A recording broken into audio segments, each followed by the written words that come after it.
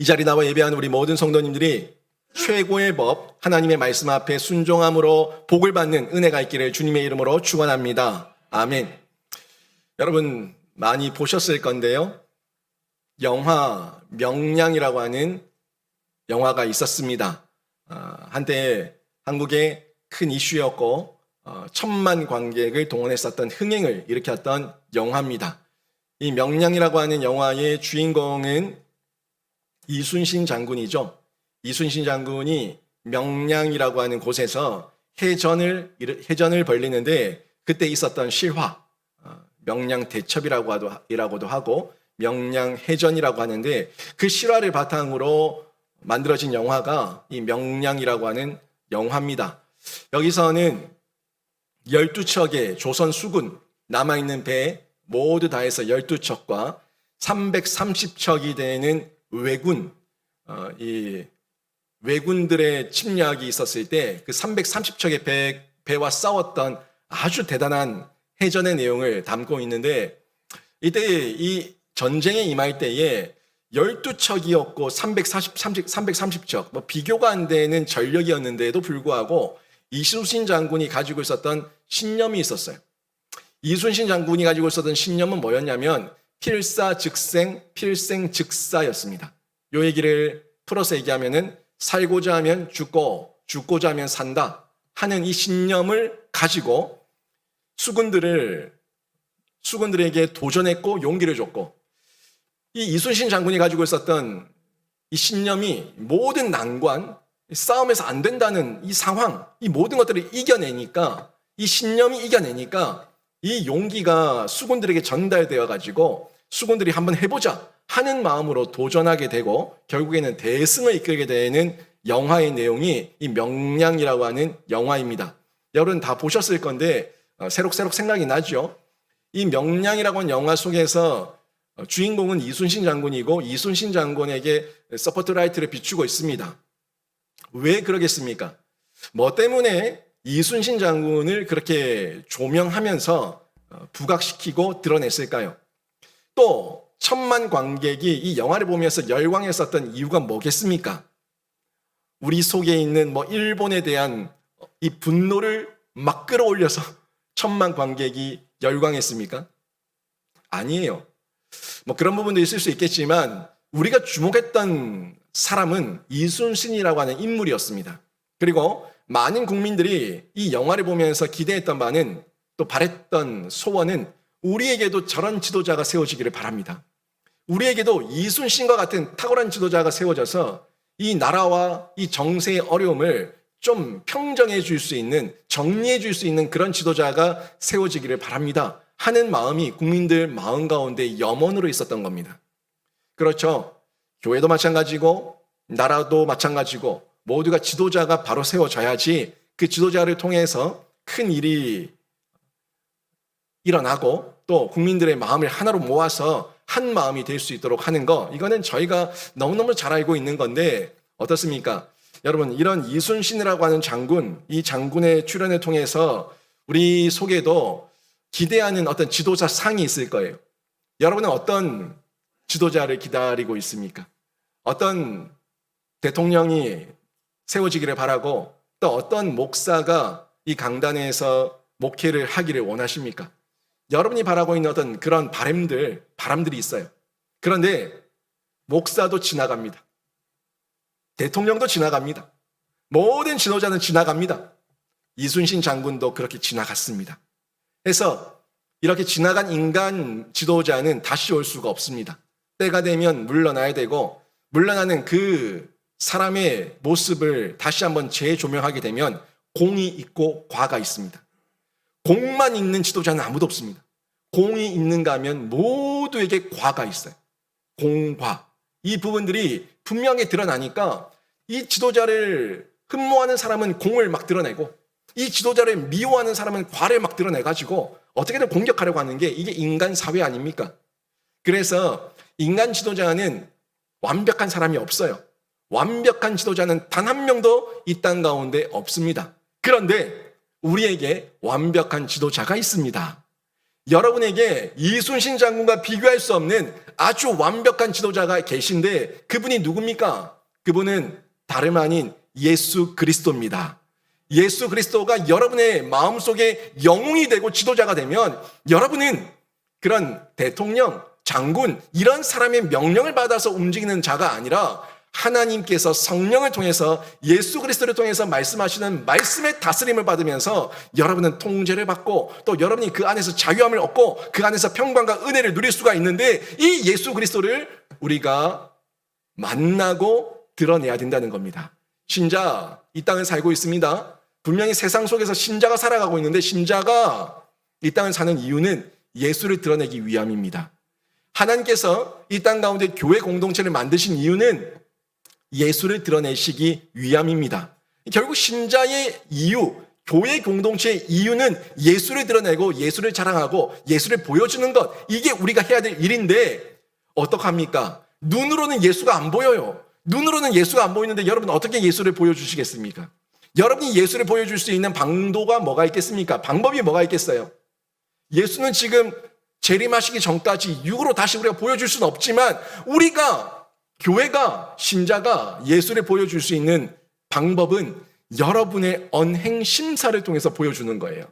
교회 안에 있는 교회 사역을 통해서 예수를 드러내고 신자가 가지고 있는 신념, 예수에 대한 복음에 대한 신념, 이 신념을 통해서 예수의 빛을 드러내는 중에 그 사람들이 우리에게 비춰져서 반사되는 그 예수의 빛을 보고 예수를 만나는 거예요. 예수를 경험하는 거예요. 그래서 저 교회는 나도 한번 가보고 싶다. 저 사람이 믿는 예수 나도 한번 믿어보고 싶다 하는 말이 나오게 되는 거죠. 이게 예수를 보여주는 모습입니다. 여러분은 어떻습니까? 예수를 보여드리고 있습니까? 보여주고 있습니까? 여러분 삶 가운데 예수를 보여줄 수 있는 은혜가 있기를 주님의 이름으로 축원합니다. 그러기 위해서 오늘 본문이 너무너무 중요한데 오늘 본문에서는 그 최고의 법을 전달하고 있고 그 최고의 법 가운데 이 모든 율법의 주제가 무엇이냐 하는 부분을 전달하고 있고 그리고 우리가 어떻게 실천할 것인가 하는 부분을 전달하고 있는데 여러분 이 최고의 법 이게 이웃사랑이에요. 이웃사랑을 오늘 성경에서는 본문에서는 최고의 법이라고 전달하고 있는 것을 볼 수가 있는데 우리는 최고의 법을 따라서 이웃을 사랑하는 중에 예수를 드러내는 이런 귀한 사명을 감당할 수가 있는 겁니다. 오늘 본문 한번 보시겠어요? 8절 보십시오. 8절 보시면 노란색 부분 음력으로 된 글씨 잘 보십시오. 너희가 만일 성경에 기록된 대로 내 이웃 사랑하기를 내 몸과 같이 하라 하신 최고의 법을 지키면 잘하는 것이거니와 아멘. 뭐라고 얘기하고 있어요? 내 이웃 사랑하기를 내 몸과 같이 하라 하신 최고의 법 이렇게 정확하게 전달하고 있는 말씀을 저희가 확인할 수가 있는데 여기서 이웃은요 어떤 대상이 이웃일까요? 유대인들 가운데에는 이 이웃에 대한 개념이 좀 좁았어요. 그래서 이웃이라고 하면 혈통, 동족, 혈족, 우리 같은 민족 여기만 이웃이라고 보는 개념이 있었습니다. 그런데 레위기서 19장 18절 말씀을 보니까 하나님께서 말씀하셨던 그 이웃의 개념은 달라요. 이건 인간 생각, 우리 이웃은 내 곁에 있는 가족, 친족, 동족, 혈족 요건 인간 생각, 이스라엘 민족의 생각이고 하나님께서 주셨던 이웃에 대한 개념은 다릅니다. 그 이웃은 원수까지 포함하고 있습니다. 내가 미운 사람, 내가 꼴보기 싫은 사람, 내가 상대하기 싫은 사람 거기까지 이웃의 개념으로 포함하고 있어요.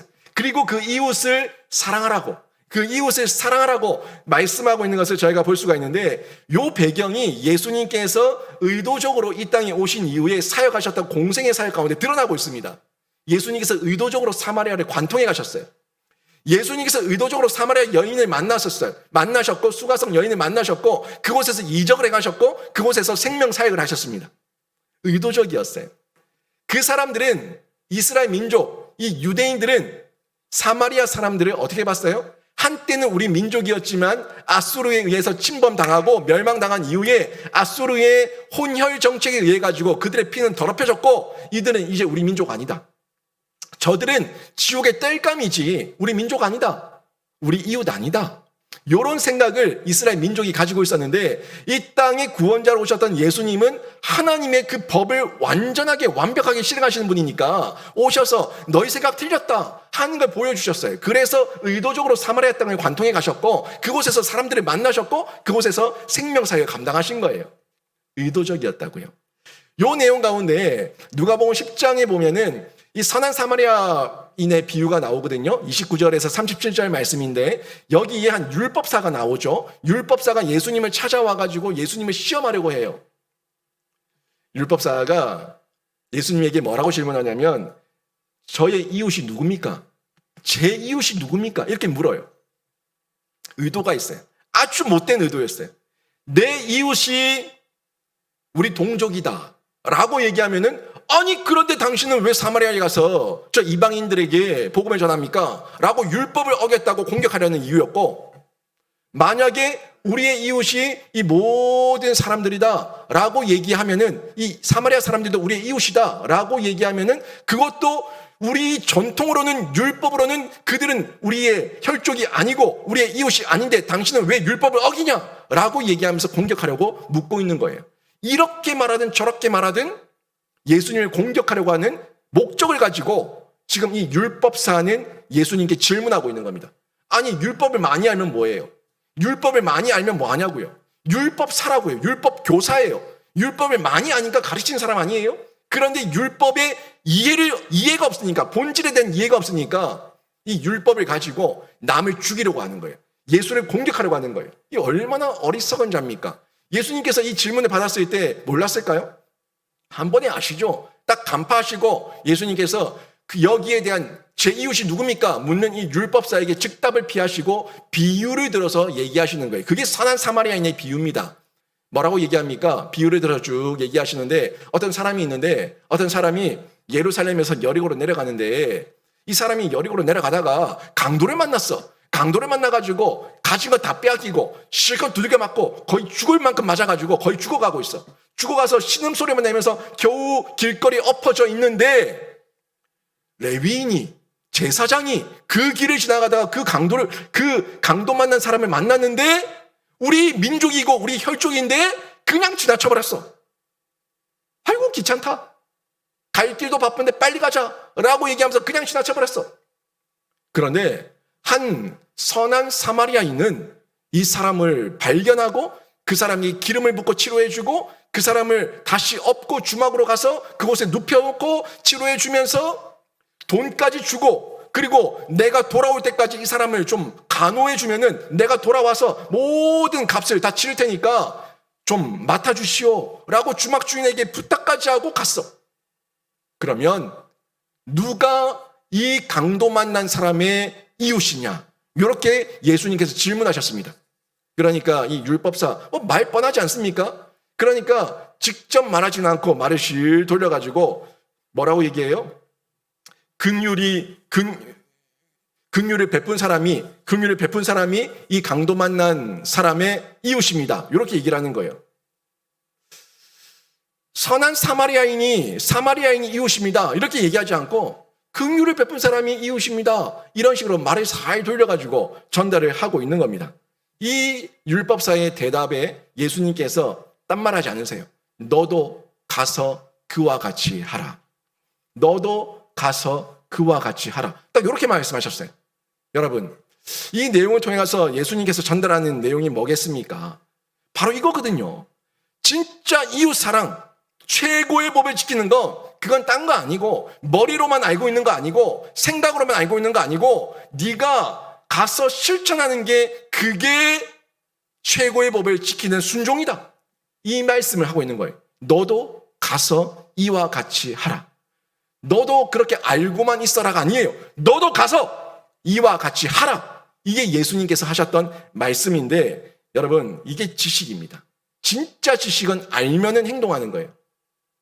예수님께서는 율법만 알고 있는 율법학자, 율법교사, 율법사에게 너 지식 죽은 지식이야. 너가 가지고 있는 것 행함이 없는 지식이야. 네가 가지고 있는 거 그거 쓸데없는 거야 라고 얘기하면서 정확하게 너도 네 지식이 살아있는 지식이 되기 위해서는 순종하라고 실천하라고 하는 메시지를 전달하고 있는 겁니다. 여러분 여러분이 가지고 있는 말씀의 지식이 있습니까? 성경의 지식이 있습니까? 예수에 대한 지식이 있습니까? 지식이 있다면 여러분도 그 지식에 머물러 있지 마시고 실제적으로 실천하는 은혜가 있기를 주님의 이름으로 축원합니다. 실천해야지만 내게 되는 거예요. 그리고 내 것을 하려고 할 때 여러분 너무 광범위하게 내가 지금 내 앞에 것도 못하면서 저 멀리 있는 것 하는 것이 아니라 내 앞에 것부터 하는 거예요. 내 앞에, 내 눈앞에 있는 것부터 하는 거예요. 이 말씀에 대해 가지고 사도 바울이 아주 정확하게 전달한 말씀이 있는데 디모데전서 5장 8절 말씀을 보면 이렇게 말씀합니다. 누구든지 자기 친족을 특히 자기 가족을 돌보지 아니하면 믿음을 배반한 자요 불신자보다 더 악한 자니라. 아멘. 보이십니까? 누구든지 신자든지 불신자든지 누구든지 친족, 내 혈족을 자기 가족을 돌보지 않으면 믿음을 버린 자고 배반한 자고 불신자보다 못한 자다. 신자라고 하면서 믿음의 가족들, 내 혈족들, 내 가족들을 돌보지 않는 것 그건 불신자보다 못한 거야 라고 얘기하고 있는 거예요. 그러면서 갈라디아서 6장을 보니까 6장 10절에 이런 말씀을 하고 있습니다. 우리는 기회 있는 대로 모든 이에게 착한 일을 하되 더욱 믿음의 가정들에게 할지니라. 아멘. 이 말씀 지금 디모데전서 5장 8절과 갈라디아서 6장 10절 말씀 연결되십니까? 뭐라고 얘기하고 있어요? 내 눈앞에 보이는 형제 자매들부터 사랑하라는 거예요. 형제 자매를 사랑하지 못하면서 불신자를 사랑한다고? 형제 자매를 사랑하지 못하면서 열방을 사랑한다고? 형제 자매를 사랑하지 못하면서 모든 이방 민족을 사랑한다고? 못한다고. 자기 눈앞에 있는 형제 자매를 사랑하지 못하면서 어떻게 이웃을 사랑하고 용서할 수 있냐? 요 얘기를 하고 있는 거예요. 여러분 마음 가운데 이번 설 명절을 보내면서 어려운 마음이 있었던 분들 계시지 않습니까? 여러분 마음 가운데 사랑하지 못하는 가족이 있습니까? 용서하지 못하는 가족이 있습니까? 그 가족부터 먼저 용서하시고 사랑하셔야 된다고요. 그들을 사랑하고 용서할 때에 우리가 이방에 나가서도 열방에 나가서 세계에 나가서도 이웃을 사랑하며 실천할 수가 있는데 그걸 못하면서 어떻게 열방 세계를 사랑한다고 말할 수 있냐 하는 부분을 전달해 주고 있는 겁니다. 여러분 이 말씀 여러분 깊이 생각해 보세요. 우리가 우리 교우들, 우리 가족들, 우리 주변에 있는 사람들 이 사람들을 섬기지 못하면서 어떻게 나가서 이웃과 지역을 섬길 수가 있겠습니까? 그 말이에요. 여러분 중에 교우를 사랑하지 못하면서 열방을 섬기겠다는 마음이 있다면 여러분에게 우선 우리 교우들, 우리 가족이죠. 형제 자매죠. 믿음 안에서 신앙 안에서 예수 그리스도 안에서 형제 자매, 우리 이웃부터 우리 주변부터 사랑할 수 있는 여유와 진짜 사랑이 있기를 바랍니다. 그 사랑이 있어야지 우리의 지경이 넓혀지는 거예요. 지경이 넓혀진다고요. 확장된다고요. 어떻게 이 대구를 사랑하지 못하면서 대한민국을 사랑합니까? 대한민국을 사랑하지 못하면서 어떻게 아시아를 사랑합니까? 어떻게 열방을 사랑합니까? 세계와 민족을 사랑합니까? 안 돼요. 우리 안에 먼저 나라는 존재가 예수님과 하나님과의 관계에서 어떤 존재인지 알고 나를 사랑하고 내 이웃을 사랑하고 내 주변을 사랑하고 그리고 지경이 넓혀지는 거라고요.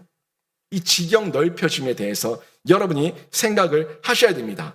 이웃 사랑 실천을 위해서는요, 결국에 우리의 시각이에요, 시각. 시각이 중요해요. 내가 지금 미운데, 싫은데, 그럼 뭘 보고 있냐는 거죠. 뭘 보고 있냐는 거예요. 그 꼴을 보고 있냐, 아니면 그 영혼을 보고 있냐, 이게 중요한 거예요. 세상은요, 우리 성경적인 시각과 다릅니다. 세상이 얘기하는 시각은 모든 것을 가치로 봅니다. 이 사람이 돈의 가치가 있냐, 없냐, 이 사람이 나에게 가치가 있냐 없냐, 효율적이냐, 효율적인 가치가 있냐 없냐 이걸 본다고요. 그러니까 기업에서 사람을 채용할 때 뭘 봅니까? 이 사람을 한 명 채용했을 때 내가 지급해야 될 돈, 그리고 이 사람이 우리 회사를 위해서 일해서 가치가 어느 정도냐, 나에게 이익이 있냐 없냐 이걸 보고 난 다음에 그리고 일을 맡기는 거예요. 회사에서는 손해보는 짓 안 합니다. 회사에서는 절대 밉지는 장사 안 합니다. 왜요? 사람을 뭘로 봐요? 돈의 가치로 본다고요. 이 돈의 가치로 보는 이 가치로 볼 때에 그 가치가 채워지지 않으면 버려요. 퇴사시켜요. 그리고 사람 마음 가운데 악한 마음, 못된 마음을 가지고 사람을 이용하려고 하면 그 사람이 나에게 가치가 없을 때 사람을 핍박하고 심지어 죽이기까지 합니다. 모든 게 가치예요. 내 가치로 이 사람이 이용 가치가 있냐 없냐, 요게 세상이 전달하고 있는 메시지인데, 여러분, 성경은요 그렇게 사람을 보라고 얘기하지 않습니다. 성경은 사람을 뭐로 보라고 얘기하냐면 이웃으로 보라는 거예요. 이웃으로 보라는 거예요. 여러분, 사람을 뭘로 보고 있습니까? 여러분, 사람을 가치로 보고 있습니까? 아니면 이웃으로 보고 있습니까? 성경은 분명히 전달합니다. 내 이웃을 사랑하기를 내 몸과 같이 하라고. 내 이웃 사랑하기를 내 몸과 같이 하라고 성경이 전달해 주고 있는 메시지고 명령인데, 이 성경이 전달하고 있는 이 메시지를 성경에서 최고의 법이라고, 최고의 법이라고 전달해 주고 있는 것을 확인할 수가 있습니다. 그리고 이 최고의 법을 가장 완벽하게 이루신 분, 가장 완벽하게 완성하신 분이 누구예요? 예수 그리스도라고 성경이 전달해 주고 있는 겁니다. 예수님은요 아주 완벽했어요. 자기를 죽이고 자기를 핍박하고 자기를 때리고 자기를 모함하고 있는 사람들을 위해서까지 저주하지 않았습니다. 도리어 그 사람들을 위해서 기도했습니다. 여러분, 우리가 그렇게 할 수 있는 사람이 누가 있어요? 누가 있어요? 나에게 침을 뱉고 나를 때리고 나에게 모함을 씌우고 나를 죽이려고 하는데, 그 사람을 위해서 우리가 기도해 줄 수 있는 그 사람이 과연 누가 있을까요? 예수님께서 누가복음 23장 34절에 보면은 이렇게 기도하셨어요. 로마 군인들을 위해 기도하셨죠. 자기를 비웃고 모함하고 핍박하는 그들을 보고 기도하셨어요. 아버지, 저들을 사하여 주옵소서. 자기들이 하는 것을 알지 못함이니이다. 모르고 하는 죄니까 하나님 불쌍히 여겨 주시옵소서. 그 모습, 예수님의 시각은 어디 있었어요? 그 사람들의 꼴을 봤어요? 아니면 그 사람들의 영혼을 봤어요? 영혼을 봤어요. 영혼을 보니까 저들이 하는 짓을 저들이 알지 못한다고, 자기들이 뭔 짓을 하는지 모르고 저런다고 얘기를 했다고, 기도를 그렇게 말씀하면서 기도를 한 겁니다. 근데 꼴을 보면 어때요? 예수님을 조롱하고 있죠? 비웃고 있죠? 채찍질하고 있죠? 때리고 있죠? 욕하고 있죠? 꼴을 보면은 절대 사랑할 수 없어요. 영혼을 보니까, 영혼을 보고 이웃으로 보니까, 그러니까 예수님께서는 이들을 위해서 기도할 수가 있었던 겁니다. 모든 인류의 구원, 이분께서, 예수께서 열어주셨습니다.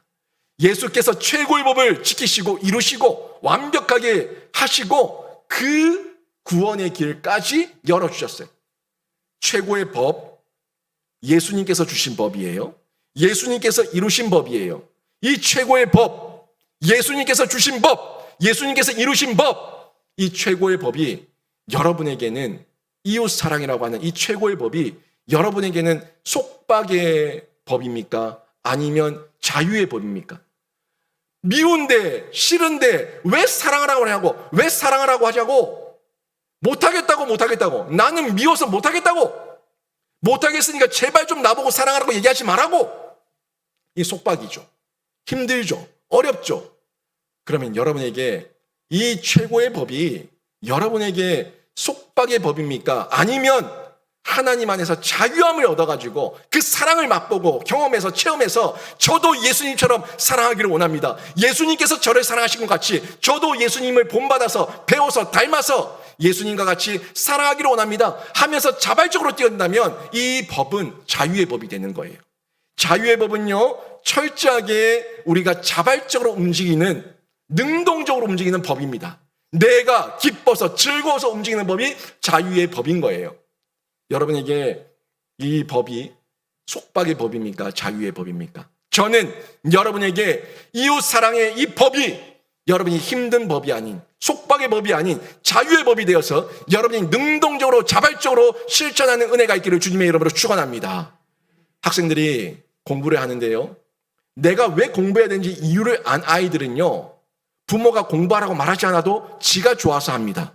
지가 좋아서 하는 거예요. 그 아이에게는 그 공부는 자유의 법이에요. 하지만 공부가 싫은 아이들, 나에게 비전도 없고 꿈도 없고 내가 왜 공부해야 되는지 이유도 모르겠고 내가 사는 이유, 목적도 모르는 아이들에게는 그 공부는 속박의 법입니다. 여러분은 신앙생활을 하는 이유를 알고 하십니까? 신앙생활을 왜 하십니까? 여기에 왜 앉아 있습니까? 3만 명이 넘는 확진자가 나온다는 이 상황 가운데서도 여러분이 신앙을 목숨같이 지키고 목숨보다 더 귀하게 지키고 있는 이유가 뭡니까? 우리는 속박의 법을 따르는 자가 아니라 자유의 법 아래 있기 때문에 자유의 법, 그 최고의 법을 마음으로, 온 영혼으로, 심령으로 예수와의 연합과 접속을 통해서 경험했기 때문에 그 법을 지키기 위해서 뛰어든 거예요. 자발적으로, 능동적으로 나와 있는 겁니다.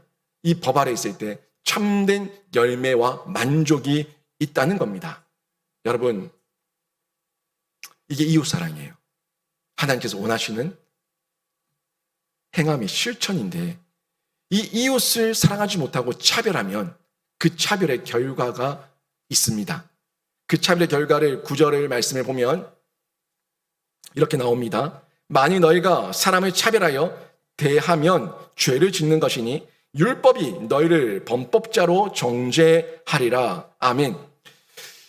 모든 율법은 10계명으로부터 나왔어요. 10계명은 하나님 사랑과 이웃 사랑이었어요. 그 두 돌판이 결국 하나님 사랑, 이웃 사랑으로 정리되지 않습니까? 결국에는 모든 유대인들의 율법은 하나님 사랑, 이웃 사랑이라고 하는 10계명에서 나왔는데 결국에 사랑, 이 율법의 주제는 사랑이에요. 하나님 사랑이에요. 이웃 사랑이에요. 모든 율법의 주제는 사랑이에요. 그러면 사랑하라고 주신 이 율법을 가지고 사람을 죽이면 됩니까? 사랑하라고 주신 이 율법을 가지고 하나님 앞에 반역하면 됩니까? 하나님 앞에 죄를 범하면 됩니까? 안 되는 거예요. 결국에 율법이라고 하는 부분에서 사랑이 있냐 없냐, 이 부분이 내가 죄를 범했냐 죄를 범하지 않았냐 하는 부분의 결론이 되는데, 사랑은요 쌍방입니다. 사랑은요 상호작용입니다. 사랑은 항상 교감이에요. 서로 간의 나눔이에요. 그래서 하나님께서는 우리를 인격적으로 만드신 거예요. 여러분, 정치인들이 요즘 또 대통령 선거철인데 정치인들이 나랑 관계가 없어요. 나를 본 적도 없어요. 내가 누군지도 몰라요. 그런데 여러분에게 방송에서 여러분 사랑합니다, 국민 여러분 사랑합니다 라고 얘기하면 그 사랑을 여러분 어느 정도 받아들입니까? 그 사랑이 목숨 건 사랑이라 받아들여요? 생명 건 사랑이라 받아들여요? 그거는 방송 멘트죠. 방송 멘트예요. 멘트성 사랑이에요. 그 사랑이 아니라 지금 성경에서 얘기한 사랑은 하나님 사랑, 이웃 사랑, 관계가 맺어진 사랑입니다. 연합된 사랑입니다. 접속된 사랑입니다. 다 내어준 사랑입니다. 그 사랑을 얘기하고 있는 거예요. 그 사랑을 얘기할 때 이웃 간의 관계에서도, 가족 간의 관계에서도, 우리 지인 간의 관계에서도 그 사랑이 있으면은 사랑 때문에 우리가 관계를 맺고 진짜 사랑을 실천하는 거예요. 그 실천을 얘기하고 있는 겁니다. 그 실천을 요구하고 있는 거예요. 근데 입만 사랑이에요. 입만 사랑. 그 사랑은 사랑 아닙니다. 진짜 사랑 아니에요. 그래서 우리 하나님께서 우리를 인격적으로 만드셨다니까요. 로봇으로 만들지 않았어요. 프로그래밍 시켜가지고 집에 들어가면 수천 대, 수만 대, 수억 대의 로봇가 사랑합니다, 사랑합니다, 사랑합니다, 사랑합니다 이렇게 만들지 않았다고요. 기계음이에요. 기계음. 기계음이 사랑합니다, 사랑합니다, 사랑합니다 한다고 여러분이 감동받습니까? 사랑이 충만하구나 이렇게 막 감동받아요? 그건 기계음이라고. 기계음. 한마디의 외마디라고 하더라도 내 진심이 쏟아져 있는, 내 진심이 담겨있는 인격적 사랑의 고백을 하나님께서 원하시는 겁니다. 그게 하나님 사랑이에요. 이웃 사랑이에요. 정말 네가 나를 사랑하냐, 내 사랑을 받았냐, 네가 어떤 존귀한 자인지 알았냐, 너를 사랑하냐, 그러면 너를 사랑한 같이 내 이웃을 사랑하라. 요 사랑이에요. 사랑.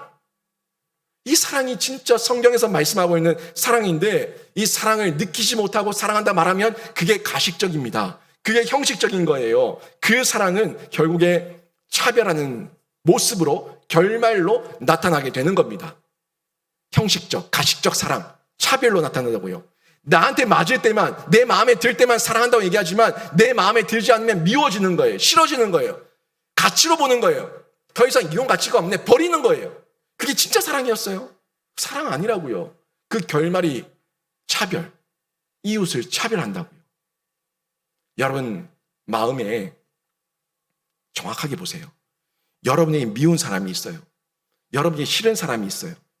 그 싫은 거는요, 그 사람을 어떤 금전적 가치로는 보지 않았지만 여러분의 만족을 위한 가치로 봤어요. 저 사람은 나한테 잘하겠지. 저 사람은 나한테 내 기분 좀 맞춰주겠지. 했는데 그 사람이 내 기분을 안 맞춰주고 그 사람이 나한테 도리어 싫은 소리를 하면 가치 없네. 더 이상 내 곁에 둘 이유가 없네 하고 버리는 거예요. 그 모든 게 가치라니까요. 기업의 금전적인 돈의 가치, 내 감정의 가치, 그 가치로 보는 거예요. 가치로 봤을 때 가치 없으면 버리는 거. 이게 세상입니다. 여러분, 그러면요. 한번 여러분 감정으로 얘기해 봐요. 목사님, 저도 사람인데 제가 싫은 사람 싫은 티 내는 게 그게 뭔 죄입니까? 아니 싫으니까 싫은 티 내죠. 좋은데 가면 싫은 티 냅니까? 좋으면 좋은 티 내는 거고 싫으면 싫은 티 내는 거고 그게 인간 아니에요? 싫은데 어떻게 웃어요? 이렇게 얘기해요. 맞죠? 이 감정적으로 개인적으로 보면 굉장히 맞는 말이에요. 합리적인 말이에요. 맞는 말이에요. 그럼 바꿔서 저 목사예요. 근데 저 인간이에요. 그럼 저도 싫은 티 좀 내볼까요? 한번 들어보세요. 제가 목사예요. 근데 인간이에요. 저 인간이라고요. 저한테도 좋은 사람이고 싫은 사람이 있어요. 그럼 제가요, 싫은 티 팍팍 내볼까요? 그러면 여러분은 당장 절 보면서 어떻게 정죄하냐면, 어떻게 목사가 사람을 차별하냐고! 어떻게 목사가 자기 좋은 사람한테는 막 잘해주고, 자기 싫은 사람한테는 저 싫은 소리 하고, 저 봐라 하면서 저를 정죄할 겁니다. 그러면 여러분은요? 여러분 중지가 아닙니까? 여러분 성도 아닙니까? 여러분 신자 아닙니까?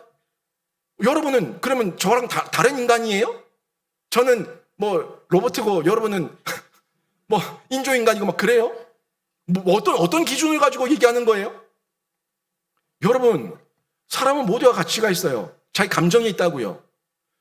항상 보면요, 내 감정에는 충실한데 상대방의 감정에 대해서는 저 사람 저러면 안 되지 라고 얘기한다고요. 저 사람 저러면 안 되지. 그 사람이 목사든 장로든 권사든 장립치사든 누구든 저러면 안 되지 라고 얘기한다고요. 나는 돼. 저 사람은 안 돼. 이 자기 뭐로 보고 있어요? 나는 괜찮고 상대방은 안 된다. 철저하게 이기적이지 않습니까? 철저하게 개인적이지 않아요? 철저하게 못됐지 않습니까? 성경은 그렇게 말하지 않습니다. 성경은 그 가치를 버리라고 얘기합니다. 이건 주관적인 인간 감정에 치우친 가치예요. 가장 객관적인 가치, 가장 객관적인 기준은 성경이 전달하고 있습니다. 성경에서는 객관적으로 뭐라고 얘기합니까? 율법에서 얘기하고 있는 사랑, 모든 율법, 하나님 사랑, 이웃 사랑, 율법에서 얘기하고 있는 그 사랑의 주제를 넘어서면 죄다. 네가 어떤 모습으로 했든, 어떤 의도로 했든 사랑의 선에서, 사랑의 기준에서 넘어서면 죄다라고 얘기하고 있습니다. 나에게서는, 내 입장에서는 내 감정, 내 마음대로 내가 티내는 거 나한테는 죄가 아닌데 그건 주관적이에요. 객관적인 성경에서는 사랑에서는 넘어섰기 때문에 그게 죄라고 얘기하는 거예요. 죄라고요. 그래서 저는 목사입니다. 인간입니다. 그렇지만 죄 안 지으려고 티를 안 내려고 합니다. 날 때가 있겠죠. 하지만 안 내려고 합니다. 여러분도 죄를 짓지 않기 위해서라도 티를 안 내려고 해야 돼요. 티를 안 내려고 하다가 나중에는 하나님과의 관계가 더욱더 끈끈하게 연합되고 접속되고 나면은 그때는 자유의 법 가운데 죄가 싫어져서 하나님을 사랑해서 실천하는 거예요. 이게 진짜 사랑의 고백입니다. 10절 말씀 보십시오. 누구든지 온 율법을 지키다가 그 하나를 범하면 모두 범한 자가 되나니. 아멘. 온 율법을 다 지켰는데 하나를 범하면 범한 자가 된다. 이게 무슨 말이냐면요. 율법은 뭐라고요? 사랑이 주제예요. 율법은 사랑의 주제인데 모든 율법을 다 지켜도 100가지 중에서 99가지 다 지키고 한 가지를 어겼으면 그 한 가지 어긴 것이 99가지의 율법을 다 어긴 것이 아니라 사랑이라고 하는 주제에서 율법을 어겼다. 요거예요. 사랑이라는 주제에서 율법을 어겼다. 요겁니다. 그래서 아이들의 감정을 보면요. 부모가 99가지를 잘해줬는데 한 번 싫은 소리를 막 쏟아냈어요. 그럼 아이의 마음이 다 무너지죠. 근데 아이하고 얘기해보면요. 엄마 아빠가 나한테 99가지를 잘해줬다는 걸 알아요. 근데 뭐 한 가지가 무너졌어요? 사랑이 무너진 거예요. 사랑이라는 기준에서 의심이 생기는, 잘해준 걸 아는데 이게 진짜 사랑이었는가 하는 의심이 생기는 이런 반발심이 생기는 거죠. 우리 하나님께서 이 99가지를 다 잘 지켜도 한 가지, 그 한 가지 사랑을 넘어섰다면 이게 죄라고 말씀하시는 게 그런 맥락입니다. 그런 맥락이라고요. 여러분이 진짜 사랑 안에서 온전히 거하시면서 사랑을 다 이루기 위해서, 그러니까 율법을 이루기 위해서가 아니라 사랑을 이루기 위해서, 사랑을 지키기 위해서 몸부림치고 주님을 사랑하는 마음으로 행동하는 거, 이게 율법의 지킴이에요. 사랑하는 마음으로. 율법이 뭐 이거 저거 따질 필요 없어요. 규정, 법규 따질 필요 없어요. 그냥 사랑의 마음이 있으면 다 이루는 거예요. 사랑의 마음이 있으면 다 이루었다고 되는 거예요. 예수 그리스도께서 율법의 완성이 되시고 다 이루신 이유가 결국엔 사랑 아닙니까? 사랑으로 다 이루신 거예요. 사랑으로. 예수님의 꼴을 보면은, 예수님의 행동을 보면은 세상 사람들은 계속 공격했어요. 이러면 어떻고 저러면 어떻고 계속 공격했어요. 그런데 그 중심인 사랑을 보면은 다 덮어버리는 거예요. 사랑을 보면 문제가 안 되는 거예요. 왜 자꾸 꼴을 보고 따집니까? 그 마음의 중심을 보라고요. 중심을 보라고요. 의도를 보라고요. 본질을 보라고요. 마음을 보라고요. 그 사랑을 보면은 덮어진다고요. 사랑을 보면 용서가 된다고요. 사랑을 보면 이해가 된다고요. 이 사랑의 마음을 우리가 가지고 있을 때 차별을 하지 않고 차별 없이 사랑을 실천할 수가 있는 겁니다. 물론 율법을 따지면 큰 죄도 있고 작은 죄도 있어요. 그죠? 큰 죄도 있고 작은 죄도 있습니다. 그런데 세상에서 보세요. 살인죄가 커요? 아니면은 간음죄가 커요? 살인죄가 커요? 간음죄가 커요? 세상에서 살인죄가 크죠? 세상에서는 살인죄가 커요. 네, 맞아요. 이거는 죄를 뭐로 보고 있는 거예요? 크기로 보고 있는 겁니다. 죄가 크냐 작냐 크기에 집중하고 있는 거예요. 근데 성경은 크기에 집중하지 않아요. 성경은 죄에 집중하고 있습니다. 크기에 집중하는 것이 아니라 죄에 집중하고 있는 게 성경이에요. 이 말씀은 여러분 잘 이해하셔야 됩니다. 아니 어떻게 사람을 죽인 것과 어떻게 사람을 차별한 게 같은 죄입니까? 라고 말할 수 있어요. 요거는 지금 죄에 집중한 거예요? 크기에 집중한 거예요? 크기에 집중한 거예요. 근데 하나님께서는 크기에 집중하지 않고 죄는 죄다 이겁니다. 사랑을 어기면 죄다. 사랑의 마음이 없으면 죄다. 죄는 죄다. 이 부분에 집중하고 있다는 거예요. 그러면 보세요. 제가 아까 전에 살인죄가 큽니까? 간음죄가 큽니까? 라고 얘기했는데 살인죄가 크다고 얘기했죠. 근데 성경 볼까요? 성경 말씀 11절 보십시오. 11절 보시면 간음하지 말라 하시니가 또한 살인하지 말라 하셨은즉 내가 비록 간음하지 아니하여도 살인하면 율법을 범한 자가 되느니라. 아멘. 결국에 간음하지 말라 하신 분이 살인하지 말라 하셨고 결국 살인을 안 하고 간음을 해도 살인한 거고 간음을 안 하고 살인을 해도 간음한 거예요. 결국에 간음 왜 합니까? 살인 왜 합니까? 사랑이 없으니까 하는 거죠. 이웃을 뭘로 봤다는 거예요? 사랑으로 봤어요? 영혼으로 봤어요? 꼴을 봤어요? 꼴을 보니까 가치로 보니까 나에게 만족이 안 되니까 간음하고 살인하는 거예요. 간음 뭐예요? 남자와 여자가 부부가 되고 난 이후에 한 남자 한 여자 정상적인 정상 결혼 이게 정상적인 가정 아닙니까? 그런데 여자가 남자를 버리고 남자가 여자를 버리고 그리고 다른 남자 다른 여자와 잠자리를 하는 거 이게 간음이죠. 왜 간음했어요? 저 남자는 나에게 만족을 못 주니까 저 여자는 나에게 만족을 못 주니까 나는 다른 남자 다른 여자를 만나서 만족을 얻을 거야. 이게 간음이죠. 내 배우자를 뭘로 본 거예요? 가치로 본 거예요. 내 배우자를 영혼으로 봤어요? 꼴을 봤어요? 꼴을 본 거예요. 나한테 만족을 못 주는 꼴, 나한테 기쁨을 못 주는 꼴 싫어. 나는 내 만족을 찾아갈 거야. 간음이에요. 사람을 왜 죽여요? 그 영혼을 봤어요? 꼴을 봤어요. 꼴을 본 거예요. 미운 거예요. 싫은 거예요. 꼴보기 싫은 거예요. 죽이고 싶은 거예요. 죽여버리는 거예요. 영혼 보지 않습니다.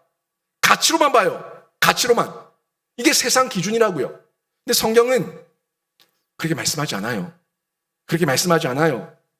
크고 작고가 아니라 죄가 크냐 작냐 그게 중요한 게 아니라 네가 말씀을 지키고 말씀의 본질인 사랑을 지키려고 하는 의도가 있냐 없냐 하는 마음의 중심을 보는 거예요.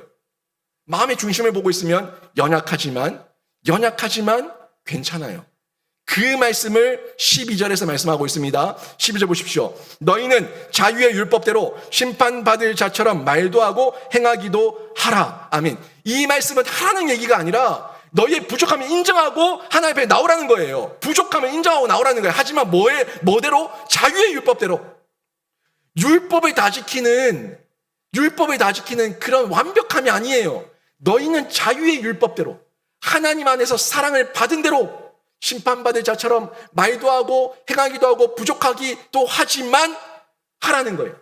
자유의 율법대로 사랑의 마음으로 하라는 거예요. 이게 그 다음 말씀 13절에 나와요.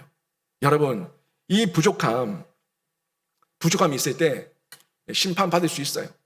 심판받을 수 있는데 그 심판을 통해서 우리는 성장합니다. 자라갑니다. 더더욱 하나님 앞에 매여 있습니다. 하나님 말씀 앞에 살고자 하는 강한 동기가 생깁니다. 그리고 이 심판은요, 지금 재림하실 때의 심판, 그것만 얘기하는 게 아니에요. 재림하실 때의 심판은 결정 선고입니다. 이 더 이상 돌이킬 수 없는 결정 선고이기 때문에 바꿀 수 없어요. 근데 이 땅 현세에서의 심판은요, 우리를 다듬으시는 하나님의 징계예요.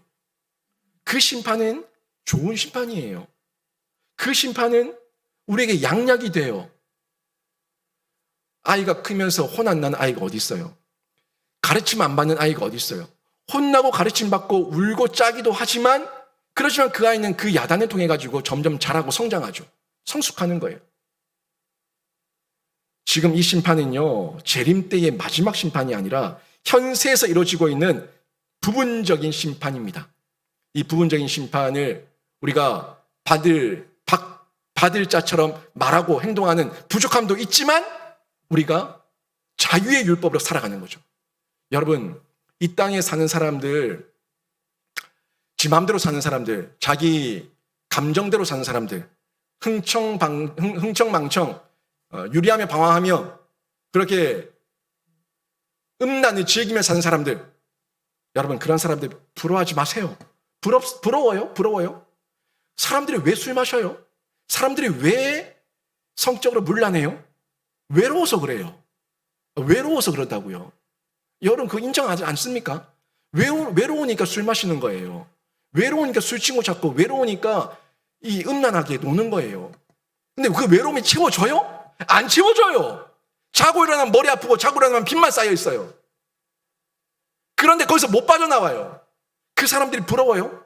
전혀 부럽지 않습니다. 부러워할 이유가 전혀 없습니다. 여러분, 그 사람들에게는요, 악취만 납니다.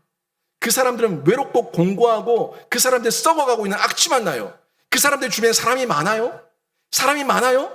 저 사람은 인기가 많다. 저 사람 곁에는 사람들이 늘 따라다닌다. 다 똥파리예요. 다 똥파리예요. 여러분, 진짜 그 흥청망청 허랑방탕하게 사는 사람들 곁에 정상적인 사람이 몇 명이나 있습니까? 누가 있어요? 한번 생각해 보세요. 똥파리야, 똥파리. 냄새가 나는, 악취가 나는 쓰레기 곁에는, 냄새가 나는 곳에는 똥파리가 맴도는 거예요. 여러분, 그 냄새 나는 곳에 사람들, 그 똥파리가 많이 모여 있다고 부러워합니까? 그 영혼을 보면 불쌍히 여겨야 되는 거예요. 그 꼴을 따라가는 것이 아니라 그 영혼을 보면 불쌍히 여기며 그들을 품어줘야 되는 거예요. 그게 우리 신자가 해야 될 몫입니다. 향기가 있는 사람들에게는요, 벌이 오죠. 나비가 오죠. 꽃이 있죠. 향기가 있는 곳에는 열매가 있어요. 악취가 나는 자와 향기가 있고 열매가 있는 자, 여러분, 영혼을 보시면 보입니다. 영혼의 눈으로 보세요. 이 사람이 외로운가 공고한가, 지금 어떤 영혼 상태로 있는가, 이걸 보시면은 저희가 율법 아래 있어도 자유의 율법 때문에, 자유의 율법을 하기 때문에 자발적이고 능동적으로 행동하며 실천하며 사랑을 행동할 수가 있는 겁니다. 여러분, 이웃을 대할 때, 특히 우리 교우들을 대할 때 저주의 율법으로 대하지 말고 자유의 율법으로 여러분 안에 자유의 율법, 사랑으로 대하세요. 사랑으로. 자발적으로, 능동적으로 대하세요. 우리 신자는 예수 그리스도를 믿어서 구원받은 사람들이기 때문에 그 기쁨이 있기 때문에 최고의 법을 최고의 기쁨으로, 최고의 감격으로 실천하며 행동할 수가 있는데, 여러분의 일상이 이 최고의 법을 최고의 기쁨으로, 최고의 감동으로 실천하는 은혜가 있기를 주님의 이름으로 축원합니다. 이 가운데서 저희가 실천을 시작하셔야 되는데, 여러분 실천 너무 어렵게 하려고 하지 마세요. 너무 거창하게 하려고 하지 마세요. 작은 것부터의 실천입니다. 13절 말씀 볼까요? 12절 말씀에 이어서 나오는 말씀이라서 연결이 되는데 13절 보십시오. 긍휼을 행하지 아니하는 자에게는 긍휼이 없는 심판이 있으리라. 긍휼은 심판을 이기고 자랑하느니라. 아멘. 보세요. 아까 12절에 뭐라고 나왔어요? 12절에 너희는 자유의 율법대로 심판을 받을 자처럼 말도 하고 행하기도 하는데 부족함은 있는데, 그런데 13절 보니까 뭐라고 얘기해요? 긍휼을 받는다고요. 긍휼의 은혜를 받는다고요. 그러니까 심판이 문제가 되지 않는다고요. 여러분, 긍휼히 여김을 받으면 됩니다. 완벽하지 않아도 됩니다. 사랑의 마음으로 하는 중에 율법적인 어떤 형식적인 부족함이 있어도 됩니다. 되는데 긍휼히 여기면 다 덮여지는 거예요. 우리가 사람을 정죄할 때는 사랑의 마음으로 보는 게 아니라 이 법대로, 규정대로의 잣대로 보는 거예요. 문자적인 잣대로 보는 거예요. 저러면 안 되는데, 저러면 안 되는데, 저러면 안 되는, 모든 게 규범, 법규, 문자, 이 문자의 잣대로 보니까 문제가 되는 거예요. 그런데 긍휼히 여기면 괜찮아요. 긍휼히 여기면 덮여져요. 여러분 자녀들을, 그 말 안 듣는 자녀들을, 여러분 속을 썩이는 자녀들을 데리고 사는 이유는 여러분에게 긍휼의 은혜가 승하기 때문에 자녀를 데리고 사는 겁니다. 여러분 동의를 안 하십니까? 다 효자 효녀입니까? 얼마나 여러분 속을 썩였어요, 자녀들이. 얼마나 여러분 속을 애타겠습니까? 그런데도 불구하고 그 자녀들을 여러분이 지금도 데리고 사는 이유가 딴 게 아니에요. 그 아이들이 완벽하고 완전해서가 아닙니다. 그 아이와 나와의, 부모와의 사랑의 관계가 있기 때문에 그 사랑의 마음을 아니까 부족함이 있어도 긍휼히 여기며 덮어버리는 겁니다. 덮어버리면 됩니다. 우리 교우들 간에 좀 덮으면 안 될까요? 우리 교우들 안에 부족함이 있고 못남이 있고 모자람이 있고 좀 어리석음이 있어도 긍휼의 마음으로 덮으면 안 될까요? 예수께서 그 부족한 나를 덮어주셨잖아요. 예수께서 사랑의 보혈의 피로 덮어주셨잖아요. 그 사랑으로 덮으면 덮여진다고요. 긍휼히 덮으면, 긍휼히 승하면 못 덮을 죄가 없습니다. 허다한 죄는 없습니다. 그 사랑으로 덮으면 됩니다. 여러분, 예수님께서 이 말씀 이미 우리에게 전달하신 말씀이에요. 지금 야고보서에 나오는 처음 나온 성경의 메시지가 아니라 마태복음 5장 7절에서 예수님께서 산상수훈을 통해서 이미 우리에게 전달하셨던 말씀입니다. 5장 7절 말씀 같이 한번 읽어보겠습니다. 같이 읽습니다. 시작. 여기는 자는 복이 있나니 그들이 긍휼히 여김을 받을 것이미요. 아멘. 이 말씀 우리 이미 다 경험하지 않았습니까? 우리가 상대방을 긍휼히 여기면 여러분도 긍휼히 여김을 받습니다. 여러분이 너무 문자적으로, 규범적으로, 법대로 막 따져들면은 여러분도 똑같은 정죄를 당합니다. 우리가 내 자신이 실수 안 할 보장이 있습니까? 내가 거기에서 자유할 수 있다는, 절대 빠져들지 않을 거라는 이 보장이 있습니까? 없어요. 나도 실수할 수 있는 존재입니다. 그런데 긍휼히 여긴 사람이 긍휼히 여김을 받는다고요. 하나하나 다 따져들면서 이랬어 말이야, 저랬어 말이야, 그랬어 말이야, 다 따지고 법이 어떠고 저떠고 다 따져들면은 그 사람도 법대로 정죄를 받는 거예요. 내 안에 사랑이 있을 때 그 이웃을 긍휼로 덮습니다. 용서합니다. 사랑합니다. 용납합니다. 이런 은혜가 있을 때 긍휼히 여김을 받는데, 긍휼히 여기지 않은 사람은 현세에서도 긍휼히 여김을 받지 못하고 내세에서는 영원히 긍휼히 여김을 받지 못합니다. 하지만 긍휼히 여긴 사람은 현세에서도 긍휼히 여김을 받고 내세에서는 영원한 긍휼히 여김을 우리 하나님께 받는 줄로 믿습니다. 여러분, 용서하세요. 사랑하세요. 덮어주세요. 그게 최고의 법입니다. 최고의 법이에요. 이 말씀이 오늘 전달하고자 하는 메시지의 핵심이에요. 여러분은 여러분의 불신 가족, 친척, 친구, 이웃을 불쌍히 여깁니까? 나를 힘들게 하는 배우자, 자녀들과 직장 동료들을 불쌍히 여기세요. 그 꼴을 보면은 미워도 그 영혼을 보면은 불쌍합니다. 이 사실 앞에서 나의 시각을 결정하고 하나님 말씀의 결말을 확인하고 긍휼히 여김을 받는 자, 긍휼히 여김을 받고 긍휼히 여김을 받지 않는 자, 하지 않는 자, 긍휼히 여김을 받지 못한다. 그리고 사랑의 선을 넘어선 자 모두 죄를 범한 자다. 이 결말 확인하세요. 확인하시고 우리가 하나님 안에서 그 사랑으로 상대방을 불쌍히 여기면 여러분도 긍휼히 여김을 받고 여러분에게 현세와 내세에서 상급이 있다는 이 사실을 기억하시기를 바랍니다. 여러분, 예수 그리스도는 여러분을 위해서, 저를 위해서, 우리를 위해서 자신의 목숨을 내어주셨습니다. 내 이웃을 내 몸처럼 사랑하라. 내 이웃을 내 몸처럼 사랑하라는 이 최고의 법을 예수 그리스도께서 친히 주셨고 예수께서 친히 다 이루셨습니다. 예수예요, 예수. 최고의 법. 결국 예수를 빼고 얘기할 수 없어요. 예수를 본받아서 산다는 사람이 우리 아닙니까? 예수를 드러내며 예수를 자랑하겠다는 사람이 우리 아닙니까?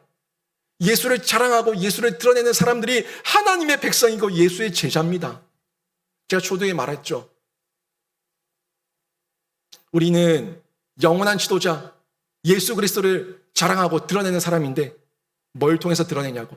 내 안에 있는 사랑을 통해서 드러내는 거예요. 내 안에 있는 사랑이 있을 때 언행심사가 사랑으로 드러나는 거예요. 사랑의 열매가 맺히는 거예요. 그리고 저 교회, 사랑 많은 교회 나도 한번 가보고 싶다. 저 사랑 많은 저 사람이 믿는 예수 나도 믿어보고 싶다 하는 마음이 생기는 겁니다. 최고의 법, 사람을 차별하지 않는 거예요. 하나님 사랑, 이웃 사랑이에요. 이 사랑 여러분 작은 것부터 실천하세요. 작은 것부터. 너무 큰 거 잡지 마세요. 내가 뭘 해줘야지 아니요. 그냥 손 한번 잡아주는 게 사랑입니다. 고생했지, 수고했지, 힘들었지 말 한마디 해주는 게 사랑이에요. 내가 도와줄 거 없어? 한마디 하는 게 사랑이에요. 커피 한 잔 뽑아주는 게 사랑이에요. 한번 허그해주는 게 사랑이에요. 그게 사랑이에요. 여러분 자녀들이 여러분에게 뭘 그렇게 대단하게 사셨습니까? 차를 사줬어요? 집을 사줬어요? 뭘 해줬어요? 뭘 그렇게 크게 해줬어요? 그냥 엄마한테 편지 한 통이 내 이 엄마의 마음을 녹아내리게 해요. 그 마음이 감동이 와요. 그냥 미역 넣고 펄펄 끓인 미역국 한 그릇이 부모의 마음을 녹아내리게 만들어요. 작은 것 하나, 반찬 하나 나눔. 이 작은 나눔이 실천이 사랑의 시작입니다. 시작이 중요한 거예요. 너무 크게 잡지 마세요. 너무 큰 때를 기다리지 마세요. 지금 여러분이 호흡하고 있는 이 순간 여러분이 할 수 있는 작은 것을 먼저 시작하는 그 실천만 있다면 여러분의 개인과 가정과 우리 교회 공동체는 예수의 생명, 예수의 사랑이 넘치는 복된 공동체가 될 줄로 믿습니다. 이 믿음으로 저희가 하는 겁니다. 여러분, 이순신 장군은요, 민족의 영웅 맞습니다. 나라를 목숨을 던져서 지켰고 백성을 지킨 민족의 영웅 맞습니다. 하지만 이순신 장군은 다 이루지도 못했고 죽고 난 이후에 부활하지도 못했고 모든 인류에게 구원을 입을 은혜와 능력을 제공하지도 못했습니다. 하지만 예수 그리스도는 다릅니다. 예수 그리스도는 다 이루셨고요. 죽으시고 부활하셨습니다. 그리고 나와 우리 민족과 모든 인류 구원을 위한 은혜와 능력을 베푸시고 허락해 주신 분이 우리 예수 그리스도인 줄로 믿습니다. 이 예수 그리스도를 우리 가슴에 모시고 그분을 사랑하면 사랑의 법 아래 있으면 자유의 법 아래 있으면 자유의 은혜 아래 있으면 그 안에서 우리가 최고의 법을 얼마든지 실천할 수가 있는데 저는 우리 성도들 모두가 이 최고의 법을 지식으로만 아는 자가 아니라 삶으로 살아내는 귀한 신자가 되시기를 주님의 이름으로 축원합니다. 오늘 말씀 정리하면 최고의 법 이웃 사랑입니다. 시각을 바꾸세요. 시각을 바꾸세요. 가치로 보지 마세요. 꼴을 보지 마세요. 영혼을 보세요. 영혼을 보시고 이 사람을 내가 지금 뭘로 보고 있는가? 내 감정으로 보고 있는가? 돈의 가치, 감정의 가치로 보고 있는가? 아니면 영혼 사랑으로 보고 있는가? 시각의 변화, 가치 정확하게 다시 한번 확인하시고, 그리고 이 최고의 법, 차별의 결과, 예수께서 율법의 주제였던 사랑을 넘어서는 모든 죄, 모든 행위는 죄라고 규정하고 있다는 이 사실 기억하시면서 내가 사랑으로 실천하고 있는가? 아니면 내가 감정과 가치로 실천하고 있는가? 사랑을 말하고 있는가? 확인하시고, 가식적인 사랑이 아니라 여러분은 진짜 최고의 사랑으로, 예수의 사랑으로 작은 실천부터 하시는데, 그 작은 실천을 통해서 결국에 여러분 입술을 통해, 여러분 삶을 통해 드러나는 것은 구원자 예수 그리스도의 제자다움과 예수 그리스도의 사랑이 이웃 사랑의 실천으로 더욱더 지경이 넓혀지는 은혜가 있기를 바랍니다. 이 믿음 가지고 우리 모두가 살아냅시다. 여러분 개인도, 여러분 가정도, 우리 교회 공동체도 이렇게 예수의 향기가 진동하는 이런 아름다운 공동체가 되기를 주님의 이름으로 축원합니다. 아멘.